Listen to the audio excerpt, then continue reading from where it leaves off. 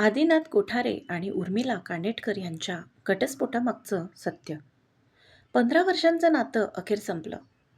नमस्कार मित्रांनो, मराठी चित्रपटसृष्टीतील सर्वात लोकप्रिय आणि आदर्श जोडप्यांपैकी एक मानली जाणारी आदिनाथ कोठारे आणि उर्मिला कानेटकर यांची जोडी आता अधिकृतपणे वेगळी झाली आहे. या बातमीने चाहत्यांना मोठा धक्का बसला आहे. अनेक वर्षे एकमेकांच्या साथीने आयुष्य जगल्यानंतर त्यांनी परस्पर संमतीने विभक्त होण्याचा निर्णय घेतला आहे. आदिनाथ कोठारे आणि उर्मिला कानेटकर यांचं लग्न 2011 मध्ये झालं. दोघांनी अनेक चढ-उतार एकत्र पाहिले. अभिनय, कुटुंब आणि मुलगी जिजाच्या संगोपनात ते नेहमी एकमेकांना साथ देताना दिसले. त्यामुळे त्यांची जोडी चाहत्यांसाठी प्रेरणादायी मानली जात होती. गेल्या काही महिन्यांपासून त्यांच्या नात्याबाबत विविध चर्चा आणि अफवा सोशल मीडियावर सुरू होत्या. मात्र या दोघांनी यावर कोणतीही प्रतिक्रिया दिली नव्हती. अखेर त्यांनी संयुक्त निवेदन प्रसिद्ध करून सर्व चर्चांना पूर्णविराम दिला. त्यांनी आपल्या निवेदनात सांगितले की हा निर्णय त्यांनी शांतपणे, परस्पर आदर आणि समजुतीने घेतला आहे. या निर्णयामागे कोणताही वाद किंवा कटुता नसून हा त्यांच्या वैयक्तिक आयुष्याशी संबंधित निर्णय आहे.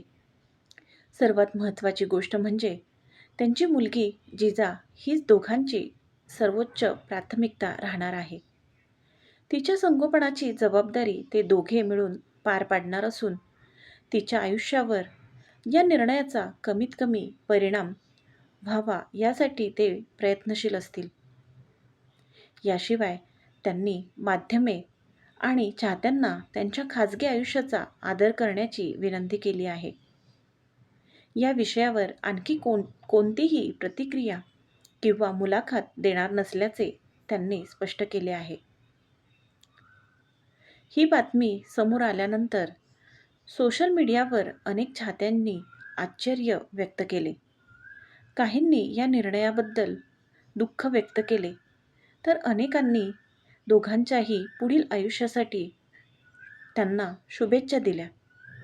नातं संपलं असलं तरी एकमेकांबद्दलचा आदर आणि मुलीप्रती असलेली जबाबदारी त्यांनी जपली आहे. त्यांचं अनेकांनी कौतुक केलं आहे.